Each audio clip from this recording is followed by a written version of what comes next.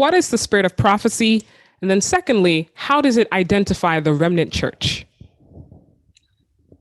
Well, that's a very hot topic in the world, isn't it? And if you look at some of the web pages, it'll make my few hairs on my head rise up.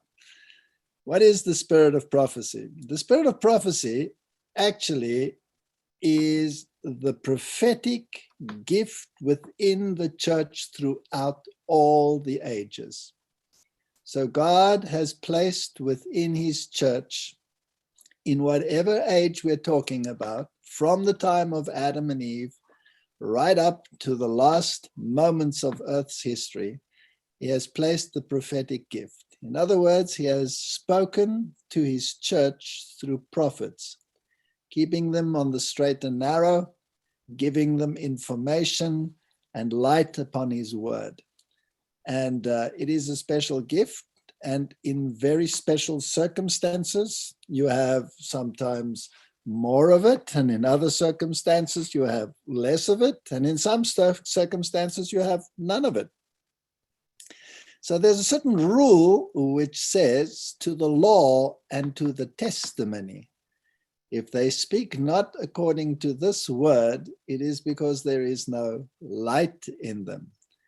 So in periods when people are turning their back on obedience to God and the law of God, then prophecy was something that faded into the background.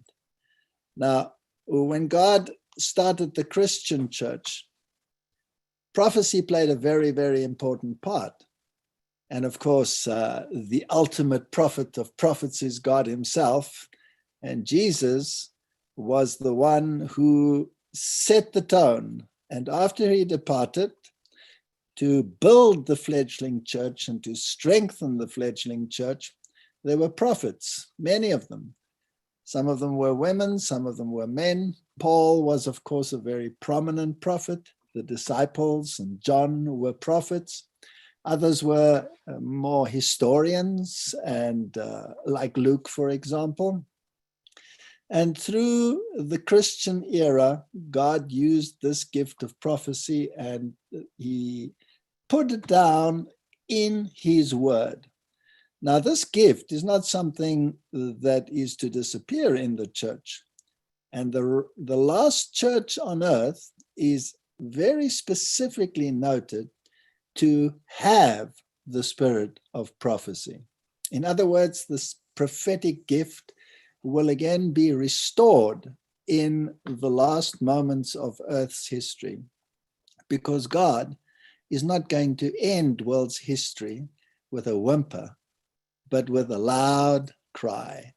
And for that, there was the necessity of placing within the remnant the spirit of prophecy to guide a church in the final message to humanity.